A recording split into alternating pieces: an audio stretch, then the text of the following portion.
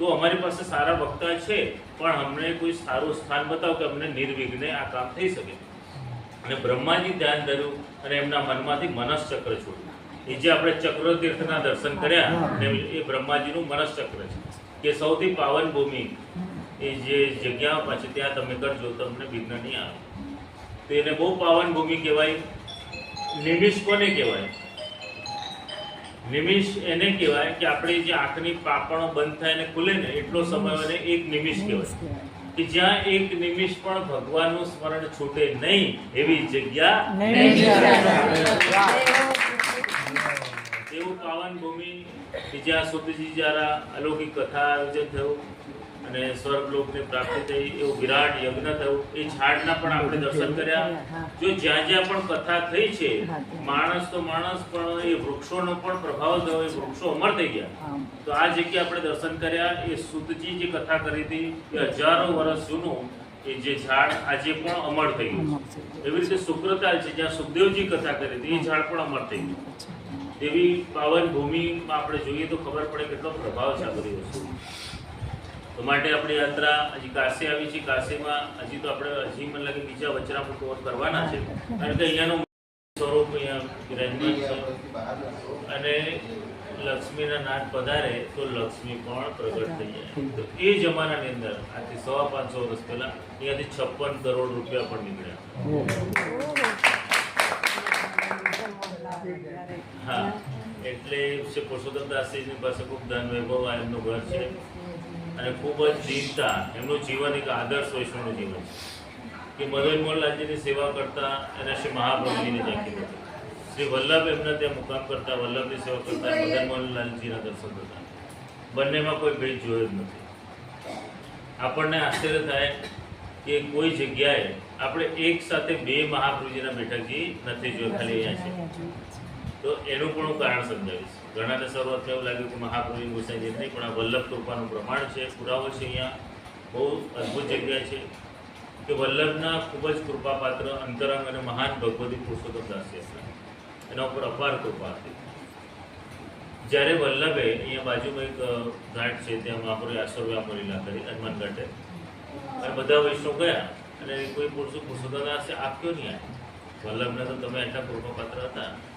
અને ત્યારે પેલો છાતી ઠોકીને છે પુરુષોત્તમદાસજી કહે કે મારા વલ્લભ, મારા પ્રભુ એ તો મને છોડીને ક્યાંય નથી ગયા, અને તેરો હટાવીને જોવે છે તો સાક્ષાત મહાપ્રભુ ત્યાં સમજાવે કે જેને ભાવ છે ને વલ્લભ ક્યારેય પણ છોડતા નથી. વલ્લભ ક્યારેય પણ બધાને તો આપણી જોડે જ બિરાજમાન છે.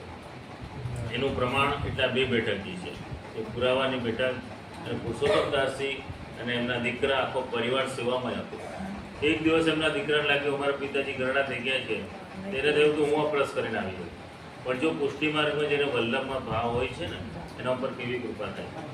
અને છોકરાના મનમાં સંશય હતો કે ભાઈ અમારા બાપા ગરડા થઈ ગયા છે, પણ આવીને જુએ છે તો સહેજ પુરુષોત્તમદાસજી 25 વર્ષના યુવાન દેખાય છે. આ વલ્લભનો પ્રતાપ છે. એને તનુ નવત્વ મળી જાય છે, એને ગળપણ પણ નથી હોતું, બીમારીઓ પણ મટી જાય છે. આ એવી જગ્યા છે કે જેની ચાકરી એની એટલી દ્રઢ વલ્લભમાં અને મદનજીમાં શ્રદ્ધા હતી કે ભૈરવજી કાશીના રક્ષક કહેવાય. એણે કીધું કે હું તમારી સેવામાં રક્ષા કરીશ, એટલે આ ઘરની રક્ષા ભૈરવનાથ કરે છે. અને સ્વયં શિવજી પણ આવીને અહીંયા માંગ્યું કે તમે આટલી મદન મોહનજી વલ્લભની સેવા કરો, અમને કંઈ કણિકા, કાશી વિશ્વનાથ સ્વયં આવ્યા હતા, તમને કણિકા મહાપ્રસાદ આપો. અને મહાપ્રસાદ આપવા માટે ત્યાં પણ પધાર્યા હતા. એટલે આજે પણ અહીંયાની પાત્ર ત્યાં જાય છે કાશી વિશ્વનાથ. એટલે અહીંયા વલ્લભ એટલો મહિમા બતાડ્યો કે સ્વયં શિવજી ભૈરવજી પણ યાચના રાખી. એટલો મહાન પ્રતાપ આ જગ્યા ઉપર બતાવવામાં આવ્યો છે. તો શેઠ પુરુષોત્તમદાસજીના એવા અનેક પ્રસંગો છે. એકવાર એમને યાત્રા કરવા માટે લઈ જઈ રહ્યા હતા, પણ એનું મન તો વલ્લભમાં હતું કે મારે મદન મોહનજી વલ્લભની સેવા જ કરવી છે. એ કમને જઈ રહ્યા હતા અને હજી તો જાય છે અને રસ્તામાં રીંગણા દેખાય. આટલી સુંદર સામગ્રી એ કે ગાડો વાળો અમારો પેલા ઠાકોરજીનો ભોગ કરવો છે. અને અહીંયા એમને જે પરિવારની હતી એને પણ એવી પ્રેરણા થઈ કે હમણાં રીંગણા લઈને આવે છે અને તરત એને તો પૂરી સીધી કરીને રાખી હતી.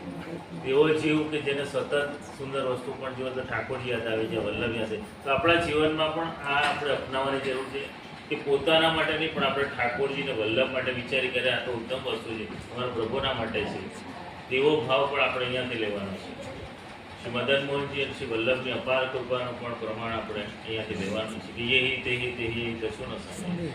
એવી આ પાવન બેઠક, આ કૂવો આપણે જોઈએ છે, એ કૂવામાંથી સાક્ષાત યશોદાજી, નંદરાયજી, ગોપી ગ્વાલ પ્રગટ થયા હતા. આ જગ્યા છે એવી મહાન, જે બ્રજમાં ગોકુલમાં તમે સાંભળ્યું, એ અહીંયા ગોકુલ બની ગયું.